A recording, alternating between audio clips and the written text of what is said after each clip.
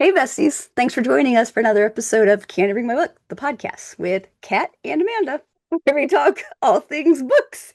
First up, Kat, what have you been reading? So I finished quite a few books this week. So Oh, like wow. I it did was not.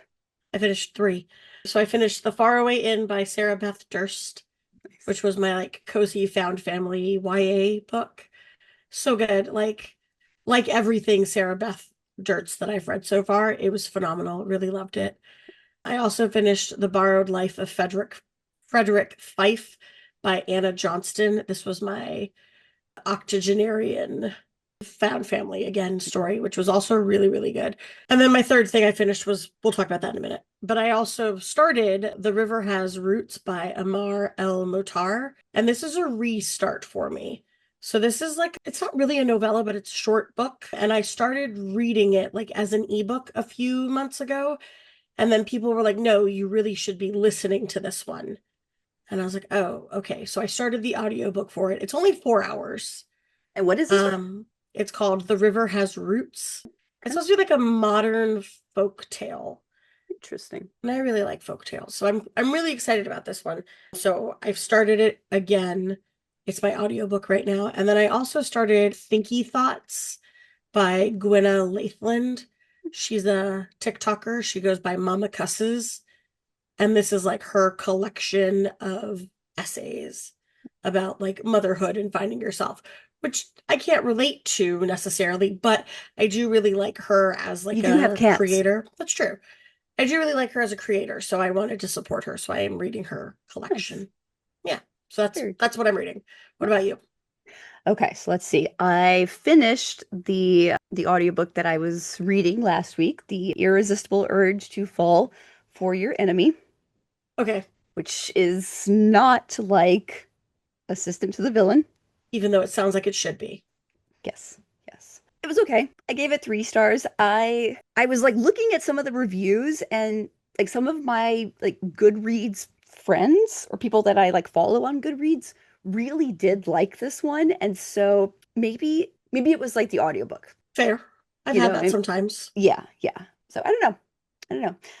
And then I finally started reading Credence, Penelope Douglas. This one has been on my TBR for a while. Penelope Douglas, like I think when I hear her name, I think of like just smut, Yeah, I think I know one that she wrote. Like I'm thinking I'm gonna look it up, but birthday girl, corrupt. she's the one who did Punk 57. Yes. Okay, that's what I Yep. was thinking. Yep. Yep. So Megan just read this one, my Uh-huh. sister-in-law. She just read this one and said that she liked it. And it's like, okay, I keep meaning to start it, so yeah, I probably should. And then I was at dinner the other day with my friend, and she had stopped in the bookstore before coming to dinner. And we were at the mall, and the bookstore's at the mall. And so she pulled out her bag as I like sat down, and she's like, "Have you read this?" And she pulls the book out of the bag, and it's Credence, Penelope Douglas. And I'm like, okay, I guess I really do need to just start the book. Right, like it's a sign. That's a sign. So, so I've started the book. Nice. I am. It's kind of a chunky boy. I think I'm like 15% in, and I'm kind of on the edge of my seat. So we'll see. Yeah, I'm intrigued. I am getting to know the characters, and yeah, Okay. I don't love the the the female main character quite as much right now. But Okay. She'll grow on you, maybe. I think that's kind of how we're supposed to be feeling. Gotcha. Yeah, yeah. And then we have both just finished reading Mad Mabel, Yeah. which is our buddy read for the week, and this is the new Sally Hepworth. Yes. Yes. So, what'd you think? I really liked this one. I thought it was really good. How did you read this one? Ebook. Okay. Okay. And you? Audiobook. Okay. Okay. I really liked the way that this was paced. Like I found myself wanting to go from one chapter to the next. So like when the chapter ended, I was like, ooh, I want to read one more. And it's been a while since I've had a book where I was like, oh, let me keep going. So I really enjoyed that. And I really liked the characters for this one. Mhm. Like I really liked Elsie Fitzpatrick. Fitzpatrick. I don't know. I liked Mad Mabel. She was great. She was really fun, crotchety Yeah. old lady character. I really liked that. I really liked a lot of the secondary characters that they didn't necessarily get a whole lot of heft to them, aside from like Persephone, the annoying kid neighbor. But I really did enjoy kind of all of those elements for this one. And I thought it was really cute and sad and funny. Like it just had a lot of elements to it that I really enjoyed. Yes, but like sad and funny and cute and also redeeming. Oh yeah. Yeah. Yeah, yeah. There was a lot to it. Like when I had first read like the synopsis for this one and I chose it, I thought that it was just going to be like this kind of thriller murder mystery kind of thing. Yep. And it 100% wasn't really that. Yes. Like it did have a murder at its core, Hmm. but I knew that there was a murder, right? Yeah. And deep down inside, I knew that Mabel or Elsie had murdered someone. Like there Hmm. was no doubt in my mind, this lady has murdered someone, but there is a reason why she did it. Yeah. And so every time we got a new person, because how it worked is you jump from present to the past Yep. as far as narration is concerned.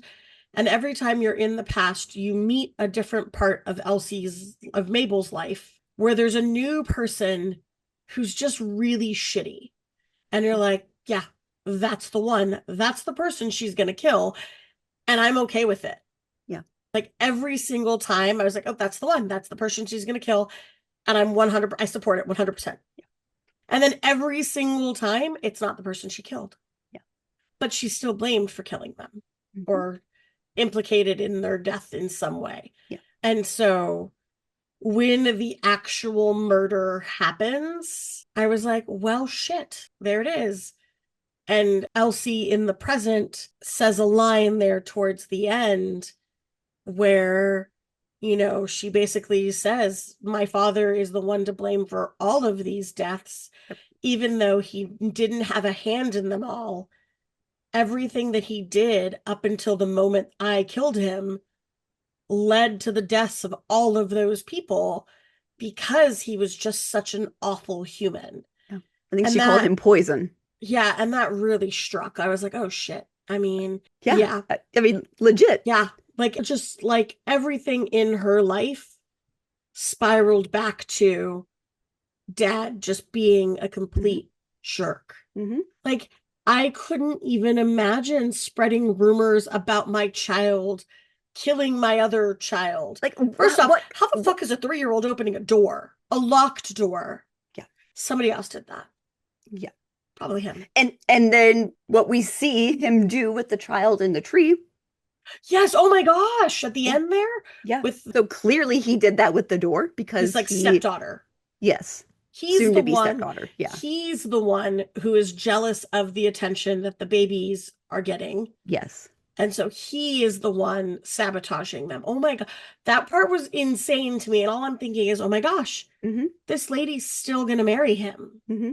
She's still going to marry him I knowing. I I was convinced she was going to come out of the house and Persephone or and Mabel was going to see her like pregnant. So when Mabel first saw the child, I was like, oh shit, have they been having this affair for so long that he's already impregnated her and this is already his child?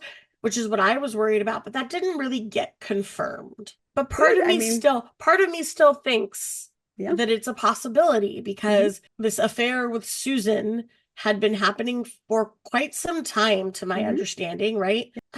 There was so much about her childhood that was just absolutely tragic. Yeah.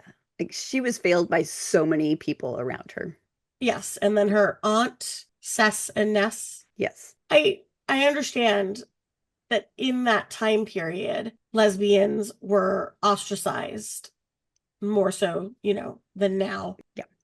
But I almost feel like if they had told her, she would have understood. Hmm. It wasn't like she was a small child. She was 15. Yeah. I feel like that would have helped that whole confrontation that happened. Yeah. Where she shows up and dad has just found Cess and Ness basically in bed, Yeah. naked, together in the house that he's trying to win back or steal back. Let's call it steal. And she's completely blindsided by it because she just thought that Cess and Ness were best friends. And then all of a sudden, she's like, wait a minute, did I completely miss something? Yeah. And I don't think it's that she wasn't upset that they were lesbians. She wasn't like, appalled by it. She was confused. Yeah. She didn't know how to react. She didn't know how to process that. And there were a lot of times in this story where she was forced to face very adult topics.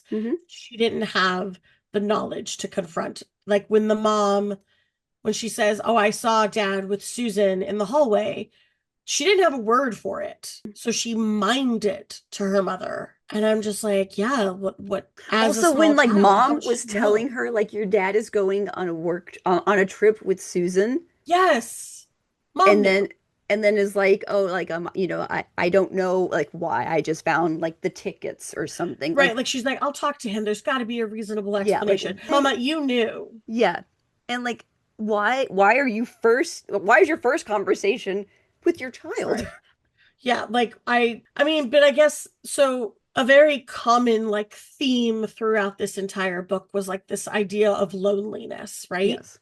And I think that loneliness wasn't just in Mabel, it was also in Mom, Yeah. right? Like Dad was this toxic, poisonous person, and Mom had no one, just like Mabel had no one to support and help her. Yeah. Well, it's almost And like in yeah. a way he was lonely. Like Oh gosh, he yeah. yeah, I mean like he felt lonely to the point where he, was like I don't want to starved give for him like attention. no, I don't want to give him anything though. Well, yeah. He's just like narcissistic. Like Yes. he had all of the people and all of the praise and he just Mm-hmm. wanted more and more and more of Yes. it. Yes. Whereas Mabel had nothing. Yes. No friends, Mm-hmm. no nothing. Yes. Speaking of Mabel friends, Oh my God. I knew. I knew something was up. But here's what I thought. I did not like the entire way through I'm like I love Daphne. She's like my favorite character. So I thought that Daphne was real, but I thought that Daphne was dead because all of the present day Daphne, she wasn't interacting with anyone other than Mabel. Like nobody else talked to Daphne. And so I caught on to that really quick. Okay. But I started to suspect that she was make believe at some point, but I was toggling between is she make believe and is she dead? Because you have that whole Mabel killed someone and we don't know who it is. And I'm like, oh shit, did Mabel accidentally kill Daphne? And so I kept thinking, oh my gosh, this is the moment. This is the moment where we're going to find out that Daphne died. But we don't find out Daphne died. Daphne just isn't real. Yeah. And that was a little when shit. when child Mabel was in the hospital, and then she says that like Daphne was released like the day before, The like a day couple days before. before, and I was I rewound that, and I'm like, oh, like that's so cool that like they were raised like together, they still live by each other. I love that. Yeah. I mean, I loved the idea of the bosom buddies, right? Like we are just besties until the end. We Yep. we love each other. We do everything together. We tell Yep. all of our secrets are Hmm. each other's secrets. Yep. But there was just something off about like present day Daphne, like adult Daphne. I'm like, nope, no one, nope. Persephone doesn't ever talk to Daphne. And when Mabel tries to convince Persephone to like interview Daphne instead of her, Persephone doesn't even like acknowledge it. Like she doesn't say anything. And I'm like, I did not pick up on any of that. yeah.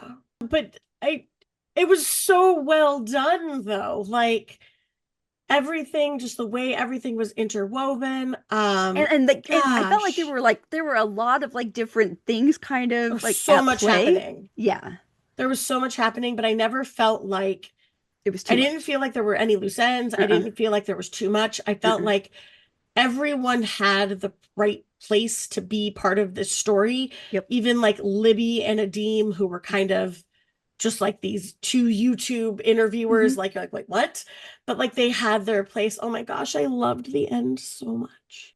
At first I was weirded out about the room for Peter. I was so weirded out. But then as soon as she said she had a baby, I was like, "Oh fuck, it's Peter." Like I knew Hmm. because I remember the creepy room. Yeah.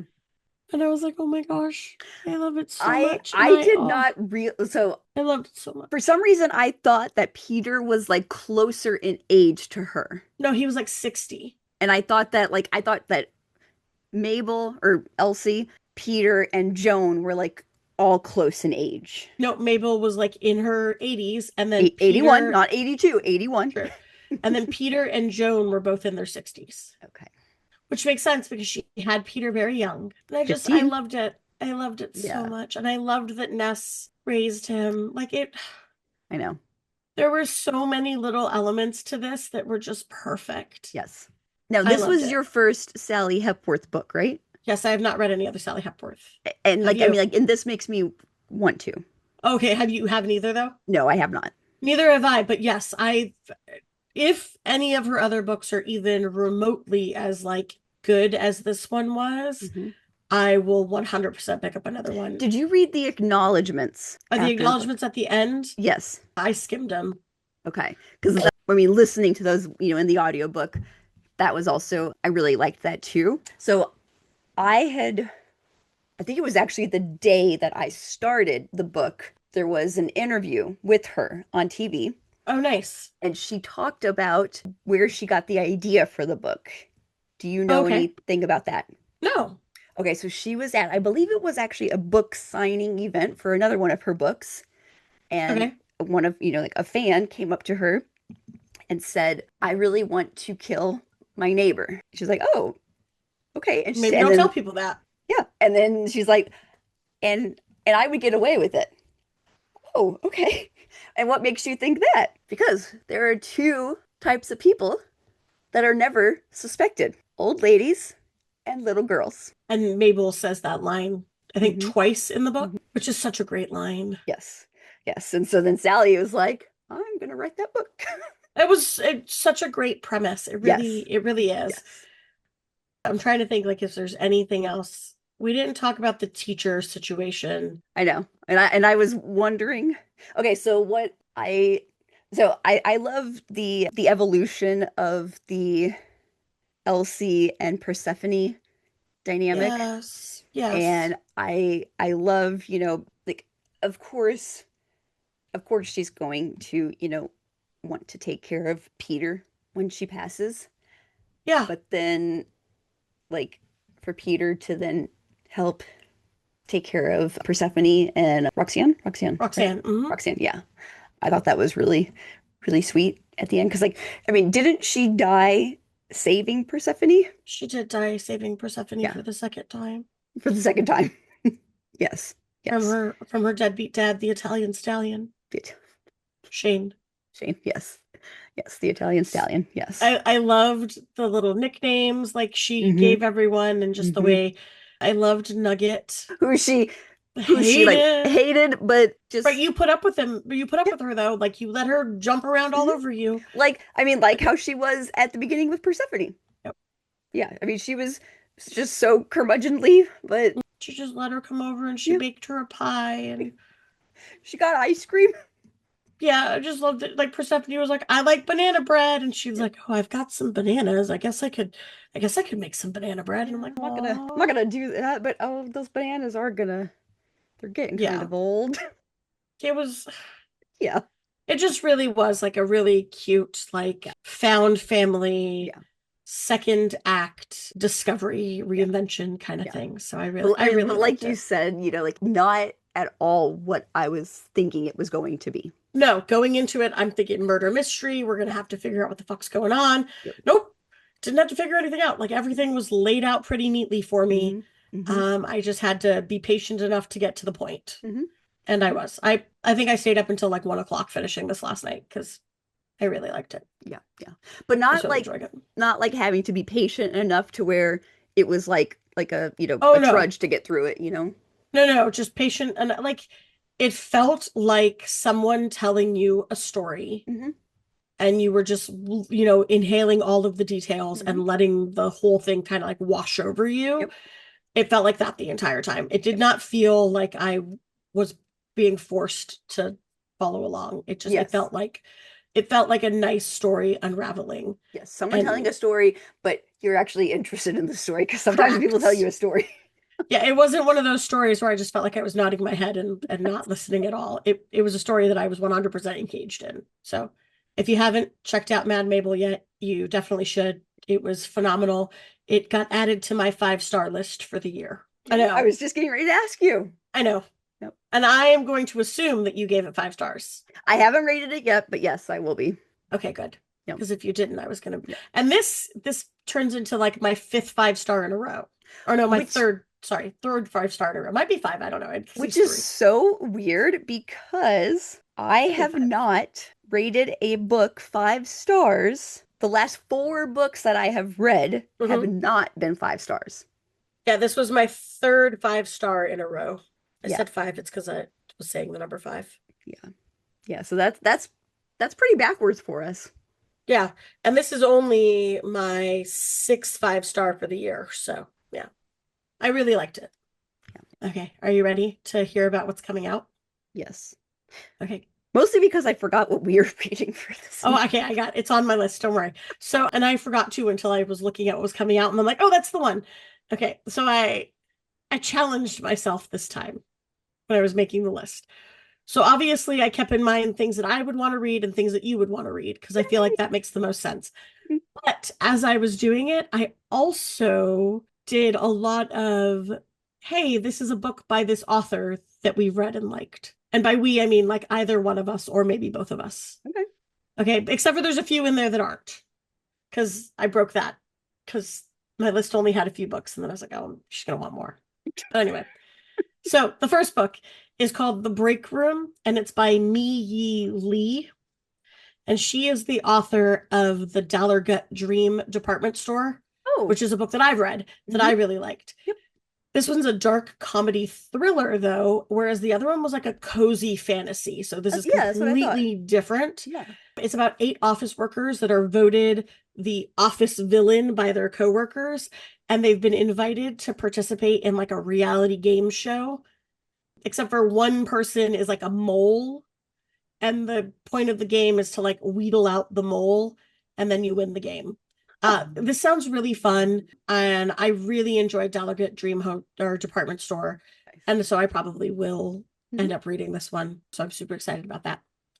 This next one is Miss Mabel Goes Back to the Chopping Block, which is by Jessie Q. Sutanto, who is the author of Vera Wong's Unsolicited Advice for Murderers, which you've read and Yep. liked. I haven't read this one, Mhm. I haven't read the other one, but this one sounds really fun. So it's a Mhm. humorous domestic fiction with a second act reinvention.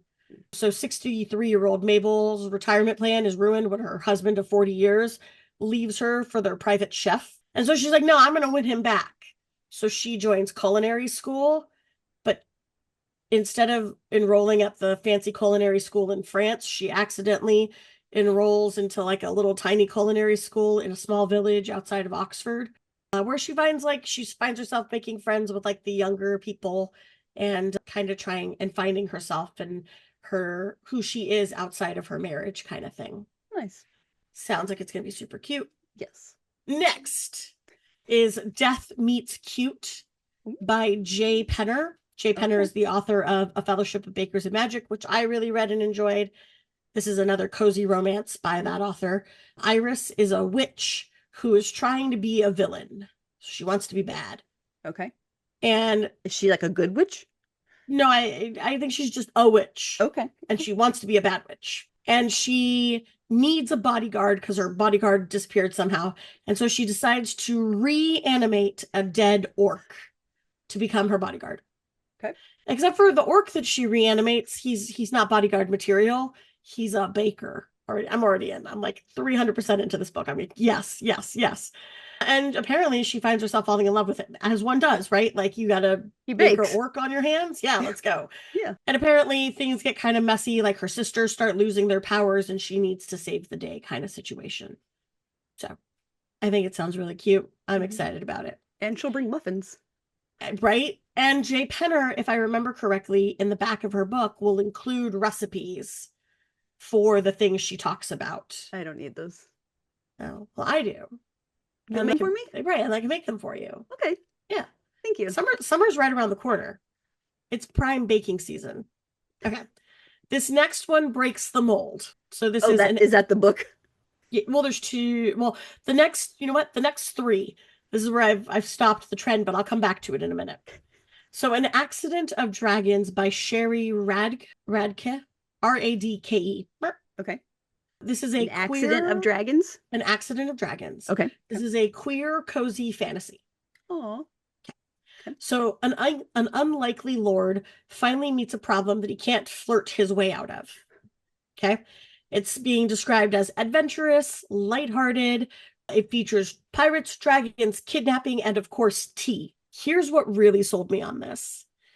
The review that I read said, if you like Rebecca Thorne, TJ Klune, Sarah Beth Durst, and Travis Baldree, you're going to love this. And I'm like, oh my God, I love all of those. Let's go. So this list might be more me than you. It's fine. It's fine. This next one, though, is for you. Okay. Kind of. It's called The Duke by Anna Cohen. Why do I know that name? I don't know. Okay. I didn't look that part up. Oh my gosh, do you think Anna Cohen's someone you know? I don't know. If so, that helps. It brings me back on track. She's only got one other book. It's called The Untamed. Anyway. Okay. The Duke is a Sapphic Regency romance. Okay. And it is described by Alex E. Harrow, who I love, by the way, as an author, as gorgeously written and desperately hot. And I was like, oh, Amanda's going to love this. Now, the only part that you might not love is that it is a historical romance. And I know that sometimes you don't love them. Yeah. Anyway, The Duke is utterly unforgettable page-turning romance featuring two women who separately are a danger to each other, but together could be the most powerful duo London has ever seen. Gorgeously written and desperately hot. Desperately hot. Come on. Come on. Okay. Anyway, I'm trying to sell you on The Duke. Okay, and then this last one is 100% for you. It's called The Story of Birds by Steve Brostat. And here's what I wrote. The sweeping evolution of birds. How dinosaurs slowly became birds. All thing birds. Amanda likes birds. Apparently he's done a few of these where it's like about how like dinosaurs have evolved and like birds. And I know that you like birds, so I added it to my list. And finally, what we're going to be reading next, and this goes back to fitting the mold. We Burn So Bright by TJ Klune. And this is like the apocalyptic road trip. So Dawn and Rodney have been married for 40 years. And they've been with each other through all of life's ups and downs, right? But now the world is ending because there's a rogue black hole coming towards Earth. And there's only like a month to go. So they go on a road trip from Maine to Washington State. And along the way, they like find people that are wildly accepting of what's happening, right? And like they're trying to live their best life. But then they also find people that are like, no, the world's not going to actually end. And so they kind of just meet like a whole cast of characters on their way from one place to the next, trying to sort out their unfinished business. And so, yeah, they kind of remember the life that they lived together. And it sounds like I'm going to need a box of tissues, which tracks for TJ Klune because I'm pretty sure I've cried every single book of his I've read. Yeah. So I'm excited that that's what we're reading. I also noticed that I unintentionally made my list very queer this time. That's fine. It was unintentional, but it was a happy accident. Yeah. So anyway, that's my list. Yay. You're welcome. Yay. Did you add anything? Are you adding any of those to your TBR? Well, I'm lucky that we keep our list in Yes. Google Drive because I can go back to it because I was not adding any of these to my Goodreads as you went through it. But yes, I will be adding a lot of these too. I've already added 2 of them to my TBR. Yay. So, yeah. Anyway, I'm ready for some bookish news. Okay. What do you have for me? I have a couple of things. Okay, one. Excited. Yes. Miss Rebecca Yarros. Yes. Did a little surprise for us a few days ago. Personally? Well, no. That would have been really nice of her. That would have been really nice of Rebecca. her. No. I like surprises. Well, I mean, I don't actually like surprises, but if it was Rebecca, I would be okay. I 100% okay. Yes. Yeah. Okay, so she released a pre-order for a surprise book within like the fourth, Wing. thank you. I was gonna say fourth ring. That's That's a different. different book. That's a That's Lord of different the book. Rings, like spin-off, where they're Fourth all, wing yeah. series. And it, went up on like Amazon for pre-order and just like immediately shot to number one before she even had a chance to like announce it on social. There's no cover for it. There's like no blurb for it. There's no name for this book. It's going to be a novella and it's coming out in September. What is that face, ma'am? What is it? What? Just, I don't know if I'm excited. Okay, so And you know how much I love the dragons. I know. I don't know that I'm excited. So one of the things that I read was that they are thinking that this is going to kind of fill in some of the like gaps that were opened or left in Onyx Storm. I guess maybe my problem is that I didn't really care for Onyx Storm. And maybe that's, And I don't know that I need gaps filled because I don't know that I need to go back to it. well, I don't know. I mean, I'm sure, you know what, as long as it's not 600 pages, I'll be fine. It's a novella, so yeah. Well, yeah, but like, is it actually a novella or is it going to be a novel? Because I want no to offense say to 196 pages is what I read. Okay, because you know how she is, and like, No, I think I read 196 pages. okay, it better be under 200 pages, Rebecca, or else. Yeah. No, I think it's Or an actual else. novella. I'm not reading if it's more than 200 pages. It's not happening. Okay, Sorry. okay. I've Okay. made a choice. Okay. Give me more. Okay, the next thing that I wanted to More. Okay, you've heard of the book Shield the Sparrows, right? Yeah, this is Devney. Blah, blah, blah, Perry. blah, blah. Yeah, started with a P. Okay. Okay, so remember how I was talking about Megan and my friend Kim both, with Penelope and Credence Penelope Douglas. Okay, so Megan has also just finished Shield the Sparrows. Okay, and the second book to that series just came out Okay. like 2 weeks ago. Maybe that's what it is. Okay, so Megan read that one, and then Kim, same dinner, was like, "Have you read Shield of Sparrows?" And I'm like, "Huh, that's another one that I need to read." Well, Shield of Sparrows just shot up to being like the number one most downloaded book. Yeah. And this one, I mean, it came out in May of last year. So my student who owns the bookstore I guess. in Lakeland, Mm-hmm. she's a former student, not a current student. That'd be weird. She just did like a drop party for the second book, which was Rights of the Starling. It just came out. So maybe that's why the first one shot up. Yeah, it came out on April 7th. So 2 weeks ago. Okay. Yeah, she did like a big release thing for it. Apparently it's really good and we probably should be reading it. Well, yeah, like Shield of Sparrows, I'm going to be reading here very soon because now I'm intrigued. Well, and it's also like that one is on KU, and I feel like It now is. that it's like shot up, like is it going to stay on KU? Well, I think they contract for a block of time. So Although Rights of the Starling is also on KU. well then there you go. Yeah. Yeah, I heard that this one was good. And honestly, right before we started recording today, Mm-hmm. I was looking for my next read because I'm in between these. Like I'm doing the essays and the audiobook, but I don't have like a fillery. And I almost downloaded this one as my book, but I wanted a shorter baby because I have to start TJ Klune on Tuesday. So Yes. I don't need to be weighed down by other things. Oh God, Shield of Sparrows is almost it's 6:58. Yeah, that's why I was like, nope, that's gonna have to be a summer thing. Goodbye. So that's a big boy. Do you have more for me? Oh yes, I'm sorry. Like, have you seen? Okay, so Practical Magic 2 is Yeah, coming out.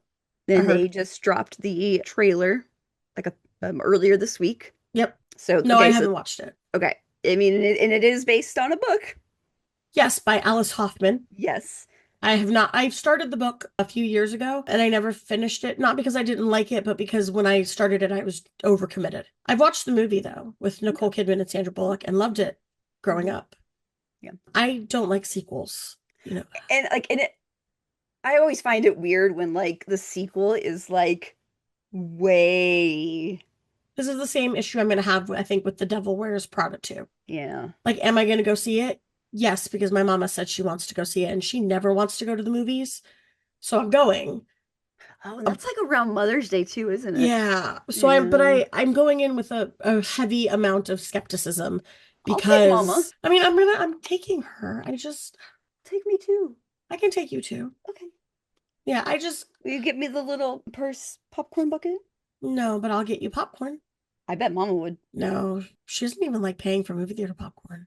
She'll sneak you some in. If I'm going, no, if I'm going to the theater, I'm getting movie theater popcorn. I'll buy you movie theater popcorn. I get a discount, but I mean, I probably get a discount on the purse too, but I don't want to buy that. You don't need it. I'll make you a popcorn purse. Okay. I'll bring you a purse that you can put popcorn in. Will it be red? I can find a red purse, yeah. We could thrift one. I don't know that I'm putting popcorn in a. Okay. Moving on. What is your news? Okay. I have two things from social media. Okay. This first one is really fucking weird. Okay. And I don't like it.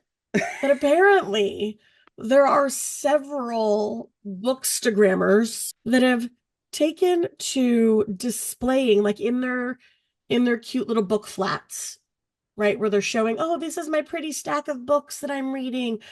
They've taken to displaying their limited edition copies of motherfucking Mein Kampf. I'm sorry, what? Okay. I'm sorry.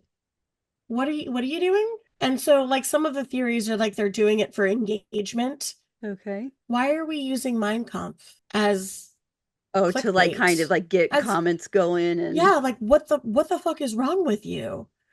So this led to me learning that the ban on publishing Mein Kampf was recently lifted. So for years and years and years, no new copies of Mein Kampf, if you don't know, that's Adolf Hitler's manifesto, right? Could be published. But that ban recently was lifted by the government of, it's not Germany, by the way, it's somewhere else. I don't remember where. And so now new copies of it can be printed, which is limited edition too. Which is why you're getting limited edition or like special edition with like special edition with like a gold edge. No, it's really fucking creepy, Amanda. I mean, you know that I've been doing a social media detox, so yes, so I know that you haven't seen this, but yeah, basically, maybe it was in German. Okay, so there was a 70-year copyright held by the state of Bavaria, which actually is Germany, Catherine, which prevented it from being published, but that copyright has expired, and so now it can be published again. Okay. And so in getting published again, it's getting like these special editions where it's got like the gold sprayed edges and like it is so disturbing. I could. So when is yours coming? No, never.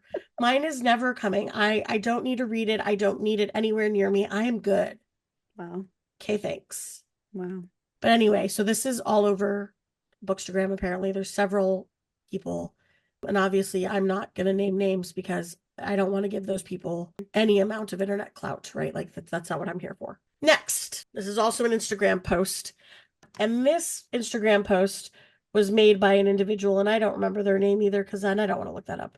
But basically, they made an entire post about how they feel like DNF culture, and they're calling it a culture, is ruining reading. And while I think they had some valid points about DNFing books, I don't need people to shame me for not wanting to read a book. And like the main message behind their argument is that people are DNFing books because they're quote unquote too hard or inconvenient. And I don't need someone on the internet going around telling people that the books that they are not DNFing are too easy of a read. Like, that just feels so elitist. It's not even funny. Yeah. Like, so like, the quote is, we've normalized quitting books the second they feel inconvenient or too slow or too confusing or they cause too much effort. And they're like, not every book is supposed to be easy or immediately gripping. Some books are meant to challenge you. But not every book I read needs to challenge me. And honestly, most of the books that I am DNFing are not being DNF'd because they're too challenging. They're being DNF'd because I don't like them and I don't want to waste my time reading them. It is not because I am not smart enough to understand what information is in the book. I believe that I am fairly intelligent, right? Like, and so I found that post insulting because you're basically equating, and now I understand that I'm taking it to an extreme, right? But it just felt like you were equating DNFing books with a lack of intelligence or patience. And that just felt very elitist. Reading is not a competition. Yeah. Like, there are no right or wrong books, unless you're trying to read Mein Kampf. That is a wrong book, guys. Just saying. That is a wrong book. But anyway, there are no right or wrong books, right? Like, if somebody wants to challenge, you know what? Fuck it. If somebody wants to challenge themselves by reading Mein Kampf, have at it. I'm a little worried about you, but like, if that's what you want to do with your time, I can see where you're trying to find value. Am I going to agree with it? No. Am I going to do it? Hell no. But I'm also not going to tell people what to read or not read. That just makes you just as bad as the book banners, in my opinion. And that's it. That's my 2 cents. I'm good now. I've gotten off of my pedestal. Are you sure? No, it's still in me, but I'll be okay. I'll be fine, guys. It's fine. Anyway, that's all of my book news for this week. Yeah. I look forward to bringing you more next week. Okay. Oh, It's you. Do you want me to do it? Hey, guys. Thank you for tuning into this episode of Can I Bring My Book, the podcast, where Amanda was supposed to be doing this closing, but she forgot about it. So here I am, giving you an amazing closing. Thanks for listening. Happy reading. Bye. bye. That was a good closing, huh?